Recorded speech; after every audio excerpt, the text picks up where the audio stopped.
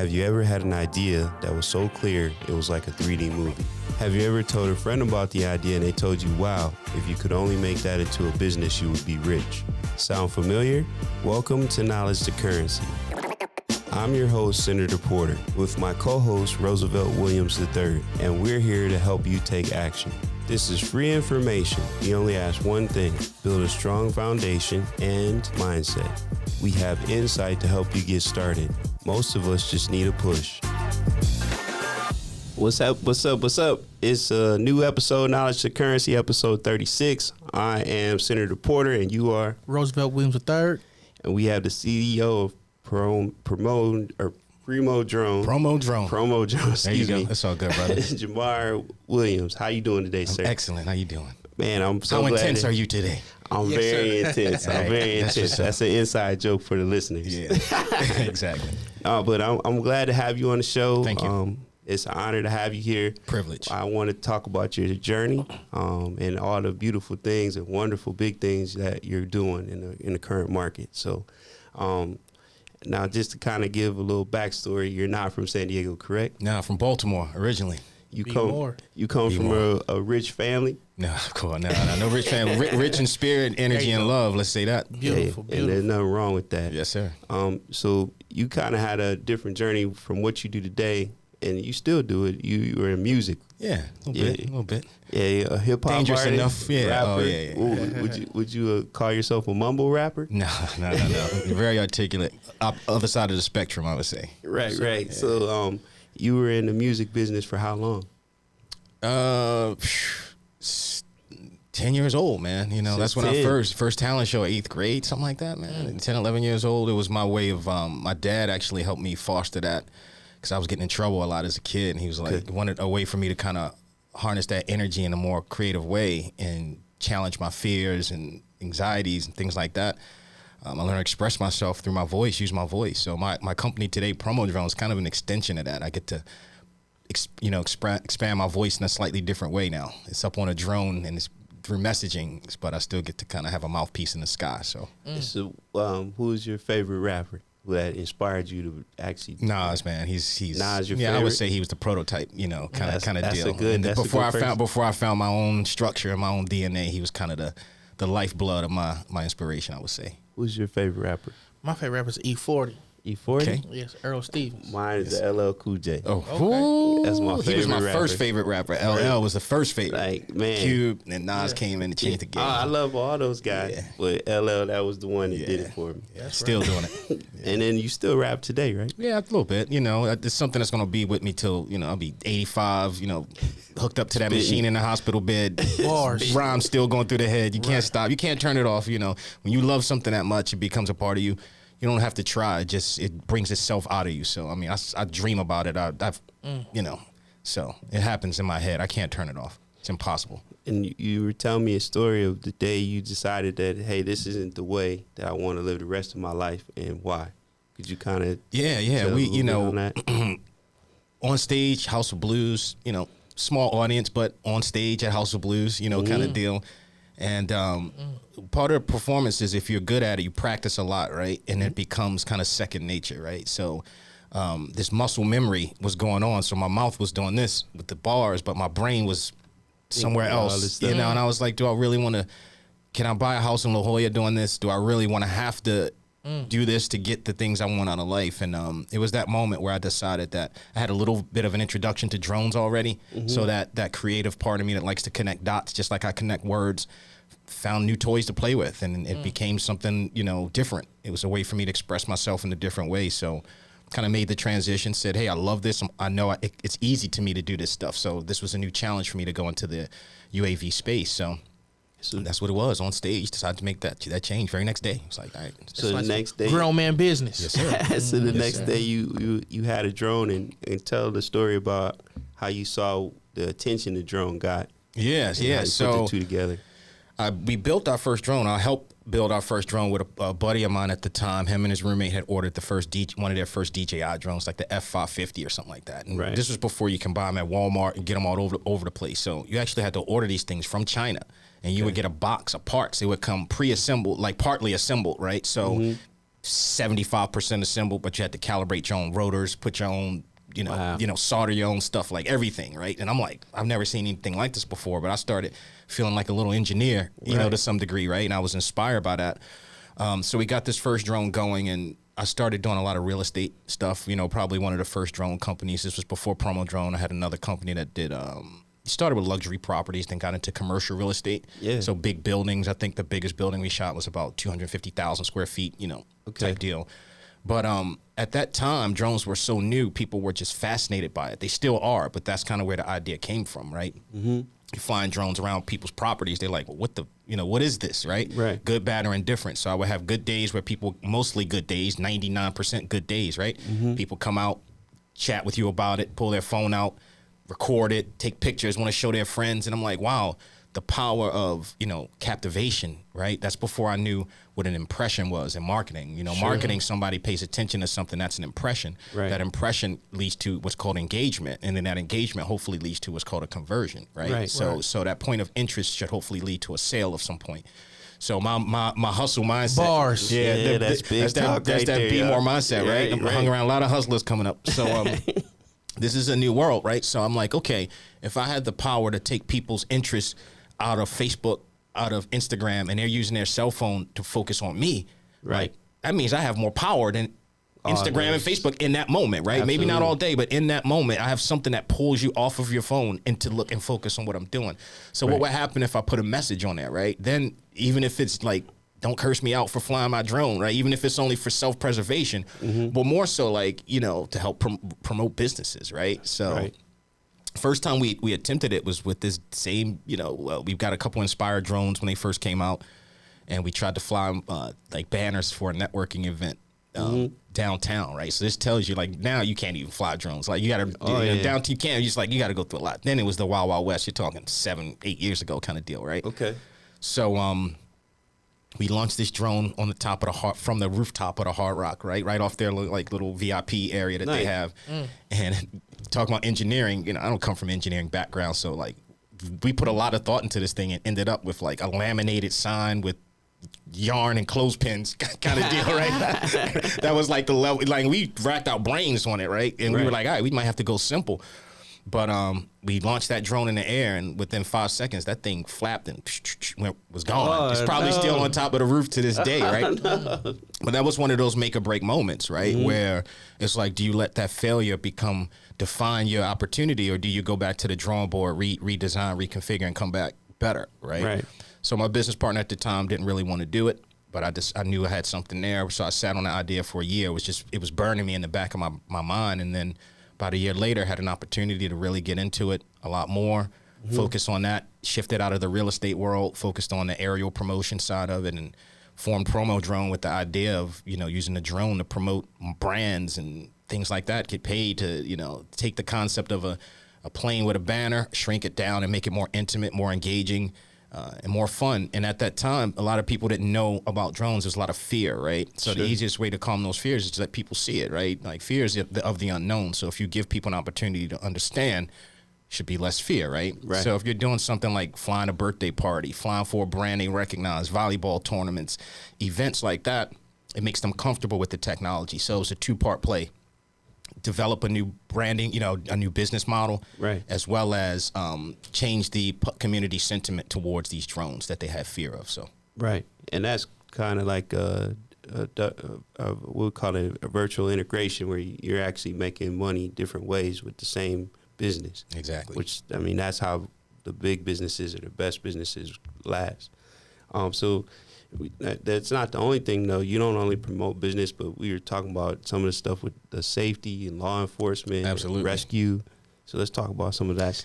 Yeah. So the cool thing about it is we realized that the biggest way to make people comfortable with drones, not only that, but to get the regulatory support, because the FAA governs everything, above a blade of grass, essentially, right? Yeah. So we realized that not only do we have to not be a static banner, a mesh banner with printed material, logos, but we need to go digital, right? We need to have what's called programmatic advertising, having the opportunity to have rotating advertisements that over time change and do different things, so you can have more sponsorship opportunities, et cetera. But what we realize also is here we are 8 years in the game, right? 7.5 years in the game. The FAA is starting to be more accepting of what we do, and we're realizing drones have a much bigger purpose, much greater impact outside of just monetization and advertising. You're talking public safety, you're talking emergency responders, missing persons. So now these same drones that initially were used for this kind of parallel service can now be deployed in military zones for communication efforts. Post floods, think of Katrina when people are on rooftops and the only flying vehicle around is a newscopter taking pictures of them to put on CNN or something like that. Now our drones can be there, pinpoint their location, let them know help is on the way, communicate with them with triage information if they're injured, things like that. So it becomes now a community empowerment tool, not just an advertising vehicle. And with that kind of expansion of focus, what it's done is it kind of brings us back to the advertising side. Now that we live in a world where large scale events, you have active shooters, you have a lot of things that happen. So that public safety and advertising are now combined into one thing. So our central messaging is not either or, we do it all. We do both. Yeah, so then it's almost like a security camera in the air. Yeah, the camera is a big part of it, but the messaging side of it is really what makes us unique. Like all drones have a camera of some sort on it, right? Sure. But we're the only company that has digital display technology. So you're talking literal giving people logistics information, exit, here's where you go to find your closest exit, safety, so now so your operator, which could be a law enforcement professional, fire department professional, emergency responder, can now mitigate some of that risk that's there, what comes with heightened emotions in terms of crowd activity. Yeah, so it's a smart device in the sky. You have that, kind of Overwatch opportunity, but also the two-way messaging at the same time. So, like, if there was something bad happening, you could have different drones up and, like, show blue for safety and then red to stay away from this area. You could definitely use color coding. QR codes are a big part of it. Let people scan it with their cell phone. Takes them to any kind of informational website that you can pre-create. Or have something on the fly, be part of a 911 emergency response system. 911 call comes in, drones go out as part of what they call drone as a first responder operation. We're on the scene. We collect data and assess situational awareness to give more information to those that are en route. So now we can be deployed faster than, ground forces in most cases, much faster than, air force, helicopters and things like that require a lengthy process of approvals, operational assessments and things like that. So the biggest problem we solve on the public safety side is we save money, we save time, and we save lives, right, in a more efficient way. Our drones can get there faster. We can get you information faster, thusly save people's lives a little bit faster. Man, that's a sign from heaven. If I'm stranded or need a service, and it may be out the way, and to be able to see that signal and to be able to communicate, that'll give me confidence. There you go. So like you said, I like how you incorporate that into the community. Yeah, beacon of hope. That's how we see it, and it's a beacon of hope in the sky. That's what it is. Yep. Yes, sir. Yeah, if someone's lost in the water, in the ocean, it could fly drones all over and look for them in the water. Yep. I mean, that's probably hard to find people that way. Yeah, definitely that. Woodland areas and mountainside rescues, things like that. We're able to, get in there where these larger vehicles can't, and let them know help is on the way. We see you. Are you okay? And we can do direct messaging now, signal, now and so what happens is it makes the response more efficient, right? We know if somebody's got a snake bite, if they've got broken leg or something like that, and they can come with the proper medical devices to provide the appropriate response. So therefore, you're taking some of the guesswork out of what you have to deal with when you get there. So we reconnaissance. Yeah, reconnaissance, exactly. What questions you got? Man, I have a lot of questions. What inspired you to take this next level and to be bold? Because this is kind of like a new industry.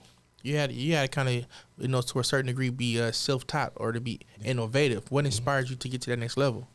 I think initially hanging with the right people, right? Like hanging out with people that were into things that I just didn't know about. So exposure, right? Being exposed, being able to step out of your comfort zone and be exposed to the new things, new opportunities, new markets. And then curiosity, right? Just I think my rap side of my brain is always looking for ways to connect things, whether it's words to make metaphors and paint pictures, or whether it's new opportunities to connect with in myself. It's just kind of a part of my DNA, I guess, at this point. So, finding the right partnerships. We just signed a big partnership with Dragonfly out of Canada. They're the 12th largest drone manufacturer in the world. Congratulations. Thank you. Yeah, Thank congrats. you. They've invested in our company. They're building our digital displays. We're using their drone, which is currently deployed in Ukraine for demining and all types of operations over there. So we already have a partner that's got that military presence, the public safety law enforcement side, and we have a one-of-a-kind unit. We're one of one. There's no other company in the world that has what we're building and what we're ready to launch in just a few months. So we're super excited, and just that alone, that's inspiring. They say love what you do, you won't work a day in your life. So being able to be on the front line of new technology, helping those that are doing great for the community, and as well as giving opportunities to other people like veterans, right? We have a veteran program with our partners in North Carolina called Vets to Drones. We do what's called transition assistance as veterans come out of the military. We help them repurpose their skills and their interest in technology by giving them drones, giving them the training, everything they need at no cost so that they can become their own entrepreneurs, create their own careers. So we've got over 400 veterans already enrolled. About 100 plus have already gone through the program and become certified. So they didn't know how to fly drones at all. Take them through the whole program. Now they're certified, and now we're raising funds for them so that they can purchase our technology through government grants, investors, and private donors for not a dime to the veterans, and so we can put them to work. That's cool. Yeah, absolutely. Real cool. That's giving them something for them to do, something to look forward to. Yeah. So yeah, man, you creating your own lane. Yeah, create sustainability, at the end of the day. I mean, I was going to ask you what's next, but it kind of already sounds like you already have a lot on your plate. No, there's always what's next, right? So as we build one, it's all about focus, right? Like mastering what it is that can be your foundation while you have other things going. And because I'm in the aviation space, it opens itself up to a lot of new opportunities. So I'm learning a lot about new emerging pathways in aviation, such as eVTOLs, these electric vertical takeoff and landing vehicles, vertiports. You're talking about the future of vertical transportation. How do you get from San Diego to LA in less than 20 minutes, using an electric vehicle in the air versus just, an electric vehicle in a car. So, cars used to be diesel. Then it went to, different types of fuel grades. Then it went to electric, right? So the same thing's happening in the aviation space. And the drones kind of pioneered that, getting the consumers, the community familiar with these flying robots, so to speak, what their benefits are, getting rid of that fear factor. So my partner, Tony Drummond, she is an aviation professional. She has over 30 years in aviation space. She runs a private jet company out of Henderson, Nevada. Nice. So she really has the chops for compliance.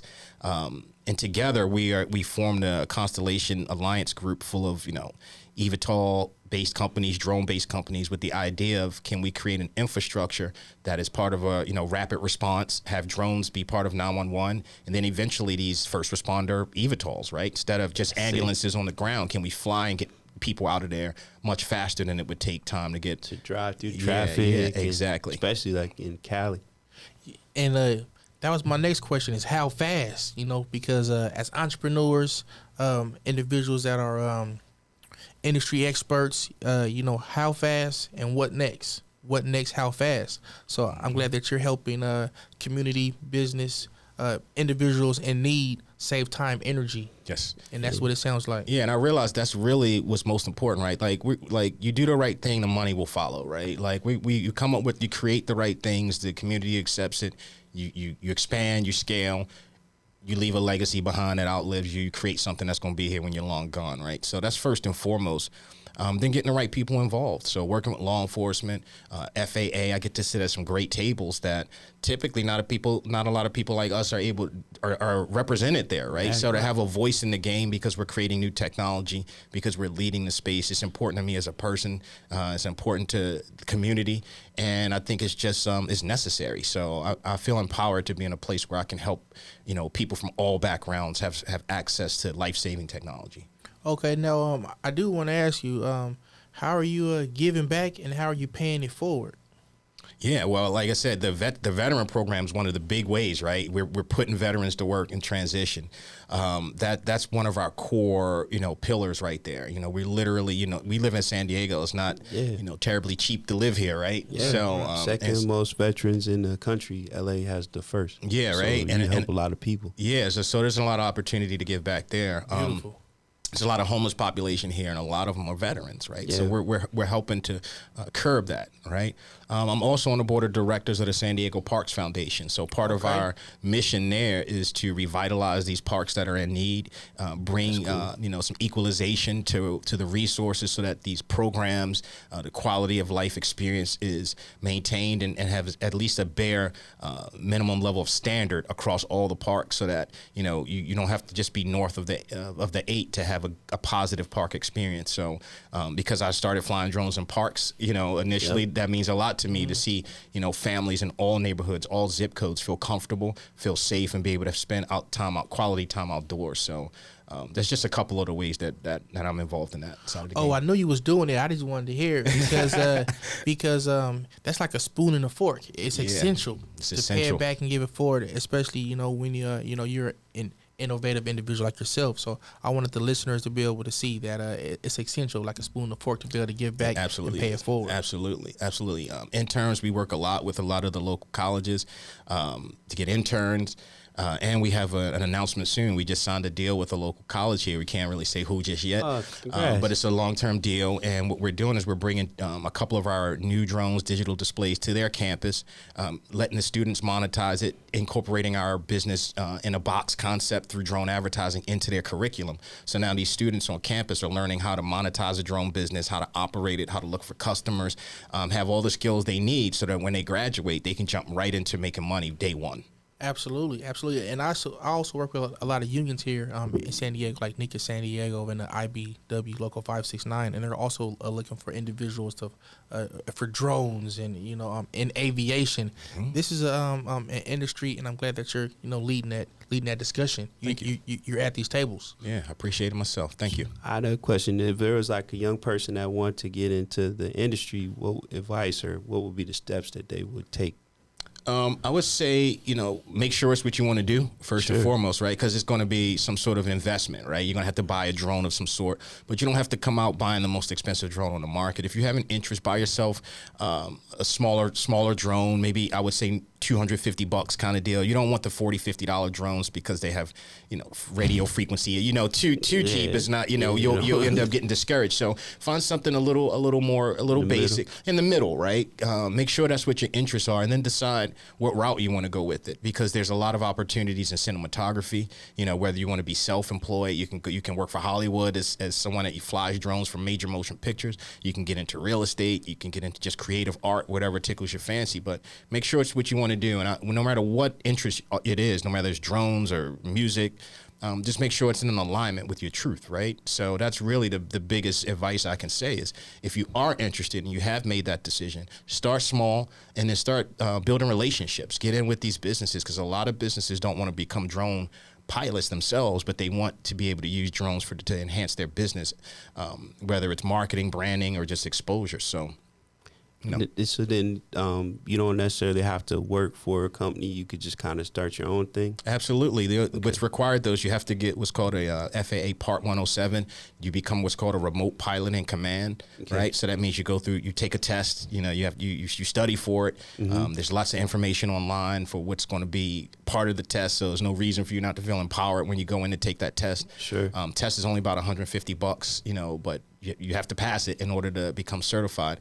And once you have your Part 107 certificate or designation, now you can actually charge money to fly your drone. Without that designation, technically you can't charge money to fly your drone, right? You can do it as a hobbyist, and there's overlapping laws, but especially when you start to make money with drones, you definitely have, show your license. Yeah, and the set of rules and regulations that go along with it above and beyond the standard, That's knowledge to currency right there. What type of checklist would you say if an individual is looking to start off to get to that type of level? Like you get your drone, 250, you pass a test.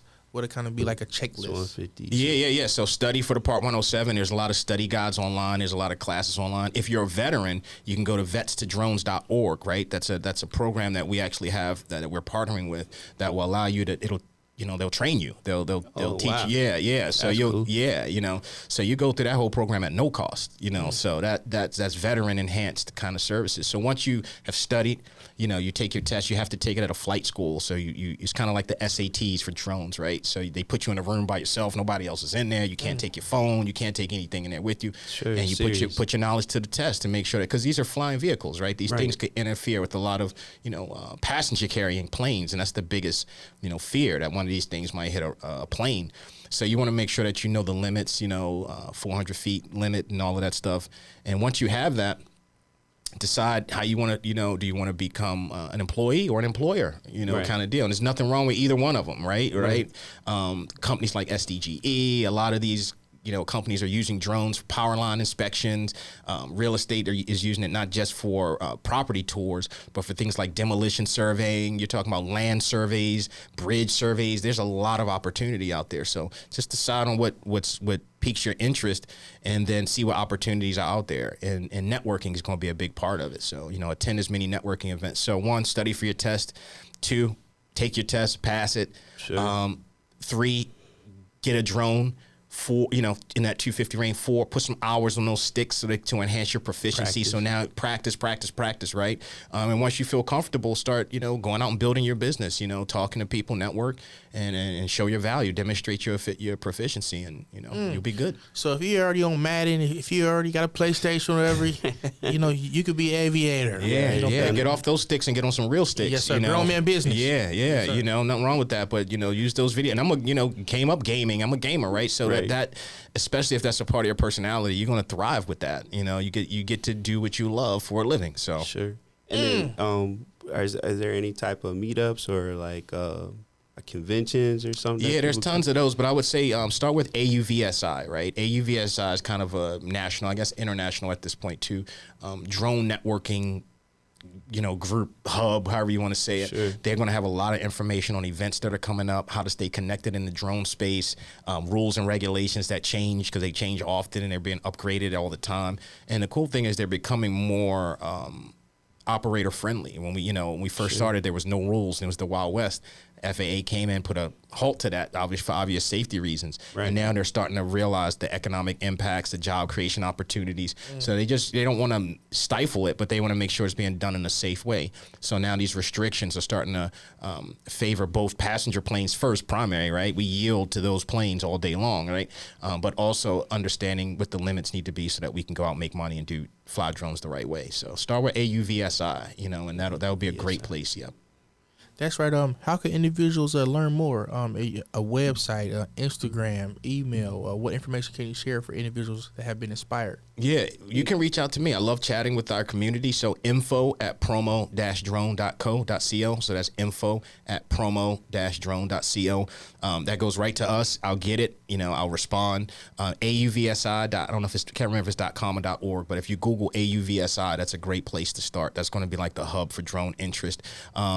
Fullerton College, they're actually just about an hour north of here. They have a drone lab, a whole drone program. So you can go there, take classes, get your certification, come out of there on top. Check out vetstodrone.org. That's that's for our veteran listeners. So, start there. And if you have any questions, shoot me an email at the info, email address, and I'll be more than happy to point you in the right direction, get you connected. I will help be your networking, door to some of the best people in the industry. Dope. I have no problem with that. That's beautiful. Show me your interest. I'll spread the love like it's nobody's business. So that's right. What big announcements or any big news that you like to tell us? Yeah, absolutely. We kind of touched on it a bit, but now we started as a service-based company where people would hire us to fly drones at events. Now we become a hardware solution provider, right? So we build these digital displays using drones, to fly around. So in about 2 months, we'll have our first 2 prototypes ready for the world. We have a lot of interest in law enforcement, public safety, military, marketing agencies, and everything in between. So we're just excited to debut our first 2 models so the public can finally get a real look at what we've been building. So we've had a couple like alpha prototypes before this. Now we've got a great partnership with Dragonfly out of Canada. They've invested in our company. They're our OEM partner to go to market. So we get to piggyback with somebody that's a publicly traded company to really to help our brand hit the ground running. So just stay tuned for more information about our big launch. 2 months and counting. Can we buy, or what's your favorite drone? Ah, that's a good question, man. I've got a bunch of them. My favorite drone. Yeah, I would have to say, just personally, I love the Inspire series from DJI. The Inspire 1 was one of my favorite drones just because of how advanced it was at the time. The Matrice 600 was the one that really became our moneymaker. That's the one that we attached our first. So I would have to say the Matrice 600 probably. Drone was one of my favorites. How much does that one cost? It's actually been discontinued by DJI, but at the time it was about $5,000, somewhere in that range. Yeah, that's a flying vehicle, man. You got a flying BMW in there. Yeah, well, then the new ones cost a lot more than that. The ones that we're doing with the digital displays. How much? It's a lot more. I can't quote the prices in there, but I'll put it like this: over 50, less than 100. So more than a Rolex. Yeah. Oh, very nice. Yeah. Very nice. It's an industrial expense. It's an enterprise solution. This is made for serious people. Yes, this is a business that you get with this drone, not just this is something you can monetize. Think of flying Coachella. Think how much these advertisers pay. Think Super Bowl, how much they pay. Right. Now you're gonna have something in the sky during tailgating, during the concert events, the festivals that's gonna get attention like nothing ever has. And impressions, right? Gather data, get impressions, and then go from impression to engagement to conversions at the end of the day. Hey, if you need a helper give me a pass to all these events, man, I'm here. That's free service. Yeah, you want to gas the drone? You want to plug the battery in the wall and everything? That's right. Just carry the bag. Yeah. If you could share that sequence one more time for our listeners, because that's very important. Impressions, engagements, conversions. Absolutely. Because we say in Young Black in the Business is identify a problem, provide a solution, make a profit. These critical success factors are crucial, to scale your business and for overall knowledge. So that's a beautiful sequence that I'm taking copious notes as well in here.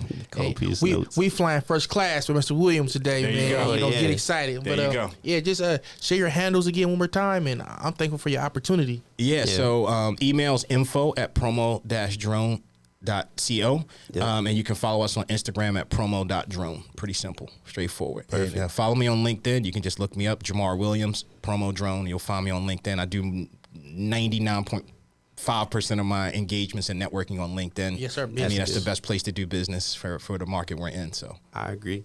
Well, I mean, the 30 minutes went fast, but I want to thank you so much for being on the show. You gave a lot of great information, insight. I guess the one and only Black CEO of Promo Drone. Got anything you want to say? Man, I'm gonna say continue to fly high and inspire. And that beacon of hope that you're providing. I see it, brother. Thank you. Know what I mean? And it's flashing. You flashing lights. I look forward to doing more and seeing you more. Hey, thank you guys for having me. We look forward to hearing you on the next episode of all the barriers you're gonna break through. So continue doing what you do. Yeah, same to you guys. I'm very proud and impressed with what you got going on here. So Man, thanks for having me. Appreciate you. Extremely humble. Thank you so much. Thank you. Episode 36.